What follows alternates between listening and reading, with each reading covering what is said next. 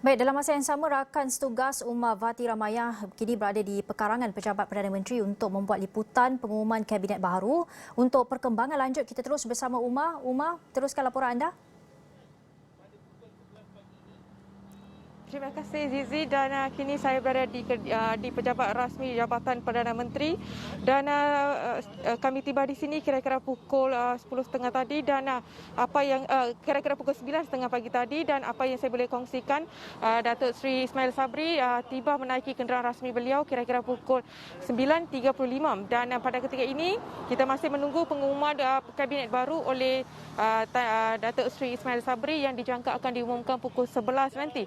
Dan tentunya selain daripada pelantikan timbalan Perdana Menteri, sama ada jawatan itu wujud atau tidak, seperti mana dalam Kabinet Tan Sri Muhyiddin Yassin sebelum ini, pada awalnya jawatan itu tidak diwujudkan, dan sebaliknya, namun pada akhir penggal beliau, ketika beliau menghabiskan jawatan sebagai Perdana Menteri, beliau mewujudkan jawatan timbalan Perdana Menteri, dan jawatan timbalan Perdana Menteri pada ketika ini menjadi satu fokus yang utama, dan di mana rakyat Sabah dan Sarawak juga meminta agar timbalan Perdana Menteri 2 dilantik daripada kalangan ahli parlimen Sabah dan Sarawak. Itu pertama.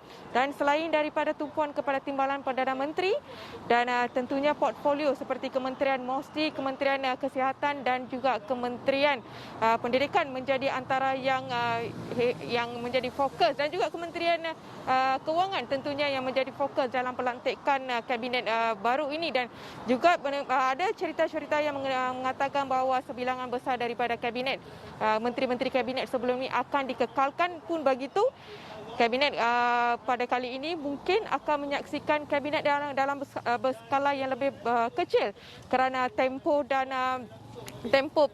luput pembentukan Kabinet ini mungkin akan dijangka akan luput dalam tempoh 1 tahun lagi, dan ekoran itu penganalisis politik menjangkakan Kabinet ini akan lebih kecil berbanding dengan Kabinet yang sebelum ini.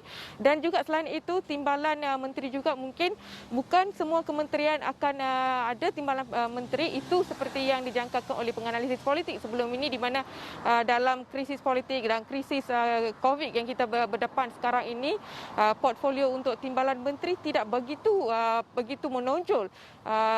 Even dalam tempoh setahun ini juga kita boleh melihat bahawa portfolio sebagai timbalan menteri tidak banyak menonjol dalam era pandemik COVID ini.